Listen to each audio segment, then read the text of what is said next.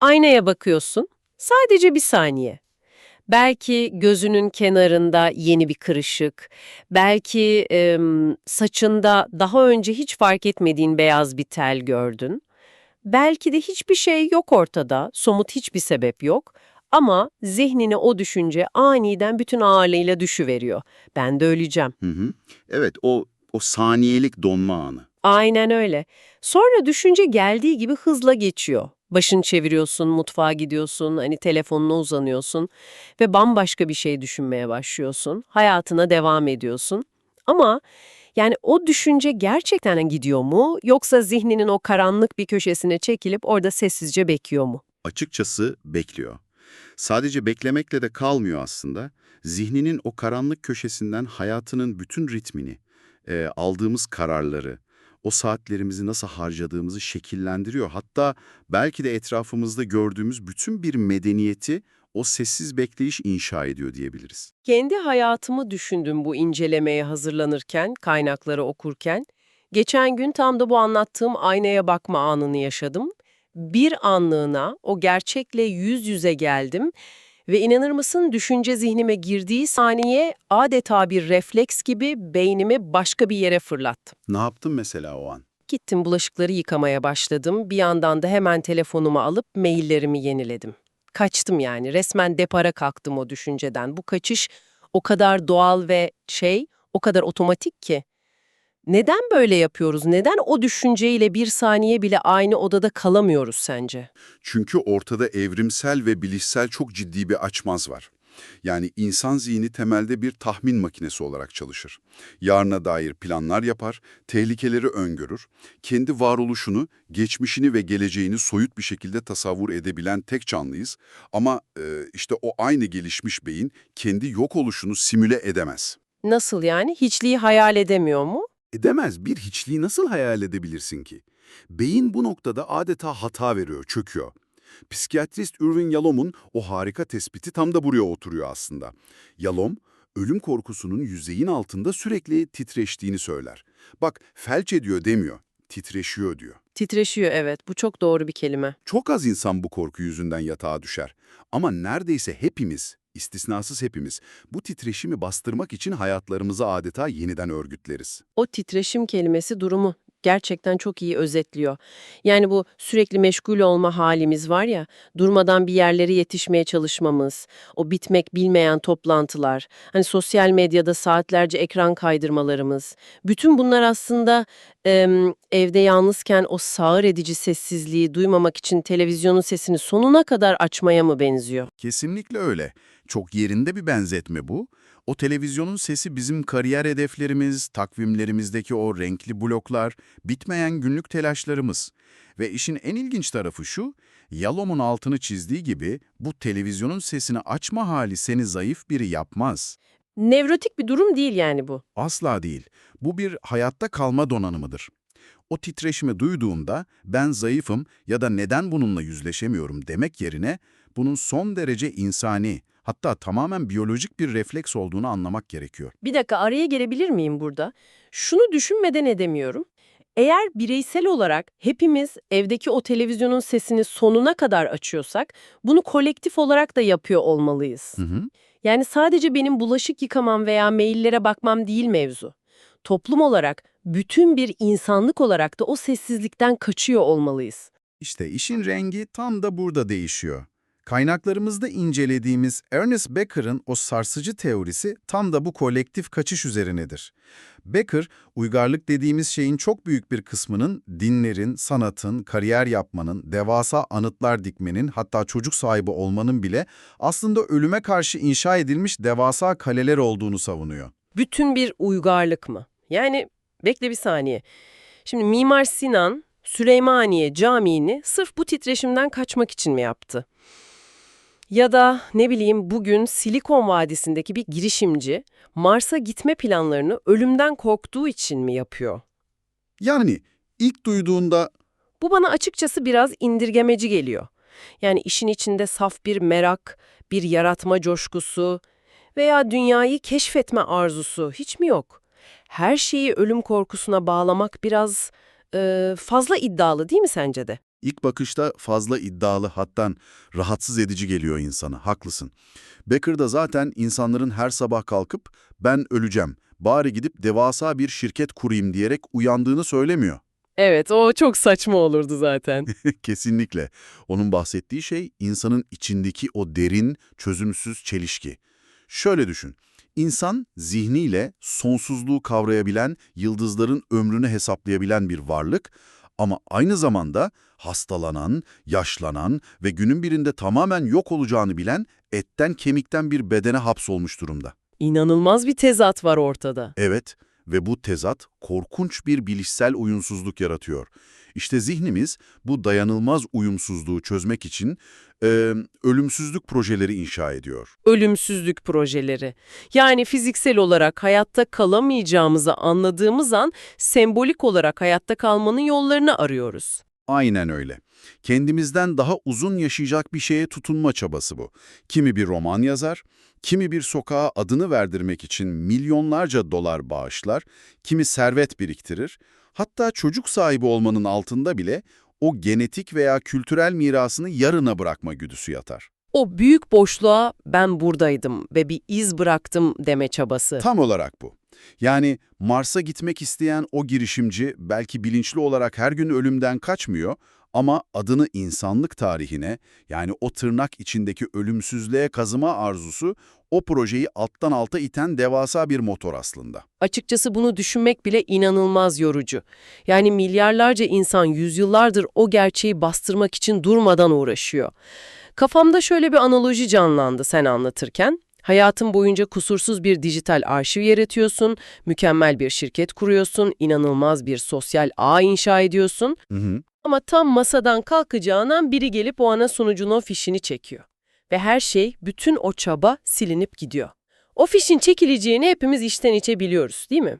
Ama yine de o kodları yazmaya, o arşivi büyütmeye deliler gibi devam ediyoruz. Çok güçlü bir örnek bu. Ama o fişin çekileceğini bilmekle o fişin gerçekten çekilmesi arasında devasa bir fark var işte. Ve asıl büyük kırılma tam da bu noktada. O fiş gerçekten sallandığında yaşanıyor. Nasıl bir kırılma bu? Yani o büyük ölümsüzlük projelerine, o inşa ettiğimiz devasa kalelere gerçek bir dalga vurduğunda ne oluyor? İnsan gerçekten ölümle, mesela ciddi bir hastalık teşhisiyle yüzleştiğinde o şirket, o miras, o projeler ne anlama geliyor? Becker'ın o büyük sosyolojik tablosundan çıkıp tekrar Yalom'un o samimi terapi odasına girdiğimizde gördüğümüz şey inanılmaz bir sadeleşme. Yalom, ölümcül hastalık teşhisi almış, bir yakınını aniden kaybetmiş ya da ölümden kıl payı dönmüş insanlarda çok ama çok belirgin bir zihinsel dönüşüm gözlemliyor. Ne değişiyor zihinlerinde?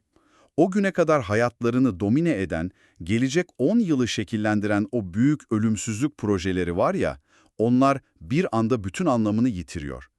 İnsanlar, şirketimin 5 yıl sonraki bilançosu ne olacak ya da insanlar arkamdan ne konuşacak gibi o ağır soruları tamamen bırakıyor. Gerçekten mi? Bıçak gibi kesiliyor yani. Evet, hatta Yalom'un hastalarından sık sık duyduğu çok trajik ama bir o kadar da net bir cümle var. Diyorlar ki, kanser teşhisi aldıktan sonra ilk kez gerçekten yaşamaya başladım. Kanser teşhisi aldıktan sonra gerçekten yaşamak. Bu inanılmaz bir zıtlık. Yani biz genelde ölüm düşüncesini sadece bir karanlık, her şeyin mutlak sonu, bir tür yıkım olarak görüyoruz. Ama bu hastaların anlattığına göre o aynadaki korku anı aslında hayatımızdaki gereksiz sisleri dağıtan keskin bir mercek gibi. Mercek, çok doğru bir tanım bu. Değil mi?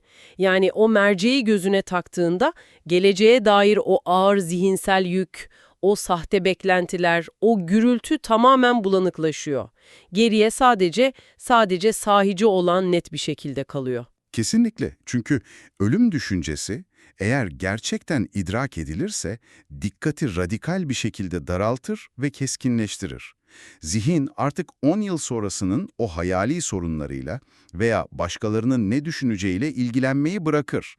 İlgi alanı o anki 10 metrekarelik çapa, o günkü sabaha iner. Çok çarpıcı. İnsanlar neye odaklanıyor peki 10 metrekarede? Çok basit şeylere odaklanmaya başlıyorlar. Daha az telefona bakmak mesela.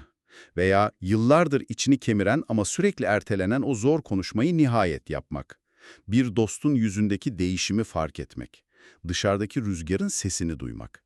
Yani geleceğe ne bırakacağım telaşı gidiyor, yerine şu an elimde ne var sorusu geliyor. Bütün o medeniyetin devasa gürültüsü kesiliyor ve sadece odanın içindeki fısıltılar duyulmaya başlanıyor. Yani şunu fark ediyorum kaynaklara baktıkça, bu mercek etkisi aslında sadece modern psikiyatrinin veya Yalom'un hastalarının yeni bir keşfi değil, tarihe baktığımızda bu gerçeğin çağlar ve kültürler ötesi bir yankısı var. Kesinlikle öyle. Farklı coğrafyalar, bambaşka şartlar ama ulaşılan o çıplak gerçek hep aynı. Farklı kültürlerde bu konunun ele alınışı gerçekten çok sarsıcı. Yalom'un modern kliniklerde bulduğu bu berraklığı, antik dönemlerde yaşayan o bilgeler de kendi zihinsel pratikleriyle bulmuşlar. Mesela Stoacı filozof Epiktetos'u düşün. Kölelikten gelen filozof değil mi? Evet, hayatın en acımasız yüzünü görmüş, köle olarak doğmuş bir adam. Özgürlüğü dış dünyada değil, zihninin tam içinde bulmuş. Epiktetos çok ince ama hayati bir ayrım yapıyor burada. Diyor ki, insanları rahatsız eden olayların kendisi değil, olaylar hakkındaki düşünceleridir. Yani ölümden değil, ölüm hakkındaki düşüncenden korkuyorsun. Tam olarak bu. Bu çok ama çok kritik bir nokta. Yani olayın kendisi, doğanın milyonlarca yıldır işleyen, sıradan olduğu kadar da sessiz bir döngüsü.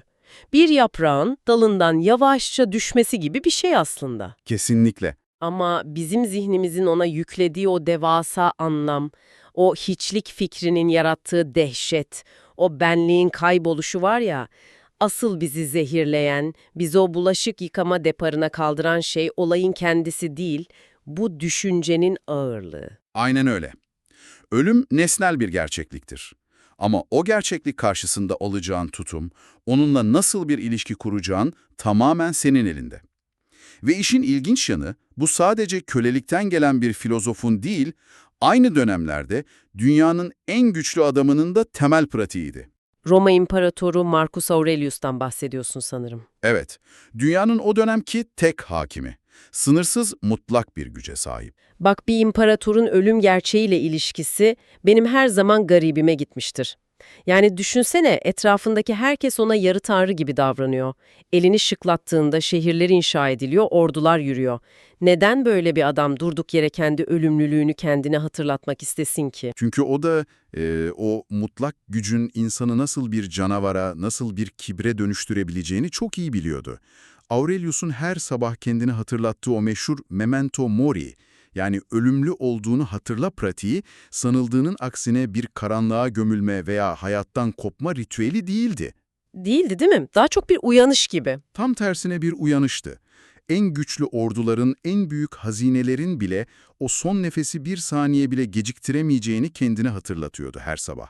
Bu bilgi onu o imparatorluk kibrinden arındırıyor, sahip olduğu o muazzam gücü adaletle kullanmaya, yani o gün elinde olan o kısacık zamanla daha iyi bir insan olmaya zorluyordu. Yani gücünün zirvesindeki bir adam, kibre yenilmemek için benim o aynada köşe bucak kaçtığım o düşünceyi kendi isteğiyle her sabah çağırıyor. Kendini hizalamak için.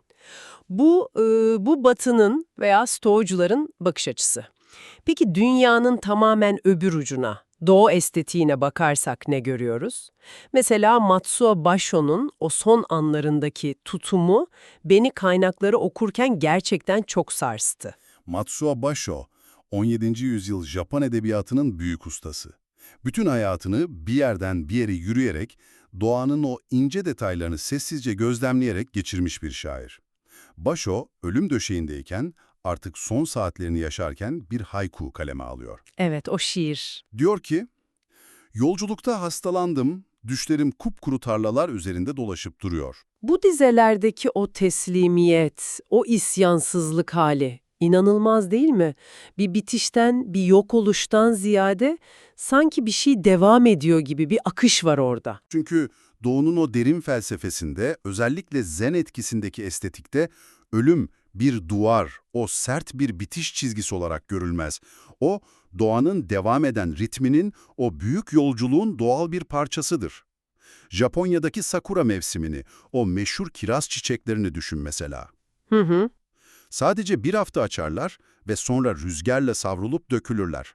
Milyonlarca insan o bir haftayı görmek için parklara toplanır, o çiçekleri huşu içinde izler. Ben hep merak etmişimdir. Neden sadece bir hafta açan, hemen ölen bir şeye bu kadar büyük bir anlam yüklüyorlar? Çünkü eğer o çiçek 6 ay boyunca o ağaçta kalsaydı, plastik bir çiçek gibi hissettirirdi. Kimse de dönüp bakmazdı. Onun eşsiz güzelliği ve kıymeti sonsuz olmasından değil, tam tersine her an yok olabilecek kadar kırılgan ve geçici olmasından gelir. İnsan da böyledir diyorsun. O geçicilik hali, bizi ve yaşadığımız o kısacık anları plastik olmaktan çıkarıp gerçek kılan yegane şeydir. Bir yanda koskoca bir Roma imparatoru, diğer yanda yollarda ölen bir Japon şair. İkisi de aynı gerçekliğe bakıyor ve dehşete düşmek yerine o merciyi gözlerine takıp hayatı netleştirmeyi seçiyorlar. Ama şimdi işin biraz pratik kısmına gelmek istiyorum. Tabii. İmparatorlar ve büyük bilgeler bunu yapabiliyor. Tamam, anladık. Peki ya biz? Yani sıradan insanlar. Salı sabah trafiğe kalan, mailleri birikmiş, faturaları düşünen insanlar olarak biz ne yapacağız? Hastalığı, bir felaketi ya da o son anı beklemeden bu gerçeğe alışmamız, bu merceği günlük hayatımıza entegre etmemiz nasıl mümkün olacak? Bu aslında bu incelemenin en can alıcı sorusu. Ve bu sorunun cevabı için de kendi coğrafyamızın o kadim geleneğine, tasavvufa bakabiliriz bence. Tasavvuftaki o meşhur ölmeden önce ölmek kavramı tam olarak bunun pratiğidir işte. Tabii burada fiziksel bir ölümden bahsetmiyoruz, değil mi? Hayır, tabii ki burada fiziksel bir sondan, yaşamı sonlandırmaktan veya hayattan elini eteğini çekmekten kesinlikle bahsetmiyoruz. Kastedilen şey, egonun, o sıkı sıkıya tutunduğun sahte kimliklerin, benim dediğin şeylerin erimesine, çözülmesine izin vermektir. Hayatın içinde nefes alıp verirken küçük ölümleri deneyimlemeyi öğrenmektir. Teoride kulağa çok bilgece, çok huzurlu geliyor ama pratikte küçük ölümler derken tam olarak neyi kastediyorsun? Küçük ölümler hayatımızdaki fiziksel olmayan her kaybıdır aslında. Biten her ilişki küçük bir ölümdür. Yıllarca emek verdiğin ama artık seni beslemeyen o kariyerden vazgeçmek, geride bıraktığın eski bir sen, inandığın ve uğruna savaştığın bir fikrin çöküşünü kabullenmek. Çok sevdiğim birini başka bir şehre uğurlamak bile belki. Kesinlikle. Bütün bunlar benim dediğin şeyin, kimliğinin bir parçasının senden kopmasıdır. Pratik anlamda bunların hepsi birer vedadır. Burada sana bir şey itiraf etmek istiyorum. Şunu düşündüm de kaynakları okurken, bazen eski bir alışkanlığımdan ya da yıllardır taşıdığım eski bir kimliğimden vazgeçmek bana o kadar zor geliyor ki, sanki resmen etimden et kopuyor gibi hissediyorum. Çok insani bir his bu. O ilişkinin veya o işin bana zarar verdiğini bile bile, sırf o tanıdık benlikten kopmamak için değişime direniyorum. Egomun bir parçasını öldürmek inanılmaz can acıtıcı bir şey. İşte hepimizin yaşadığı asıl devasa sancı da bu, ölümün kendisinden değil, bu direnişten kaynaklanıyor. Tasavvufun antrenman dediği şey tam olarak bu. Eğer hayattayken sahip olduklarını bırakmayı, değişime kafa tutmak yerine onunla birlikte akmayı, yani o kimlik kayıplarını, o küçük ölümleri kabul etmeyi yavaş yavaş öğrenirsen, O zaman asıl finale hazır oluyorsun. evet, o büyük kapıya, yani asıl finale geldiğinde dehşete kapılmazsın. Çünkü o kapıdan, o bırakma ve veda kapısından hayatın boyunca defalarca yaralanarak ama olgunlaşarak geçmişsindir zaten. Egosunun, statüsünün ve sahte kimliklerinin ölümüyle hayattayken barışan bir insan fiziksel ölümden çok daha az korkar. Çünkü büyük vedanın neye benzediğini zaten hücrelerine kadar biliyordur.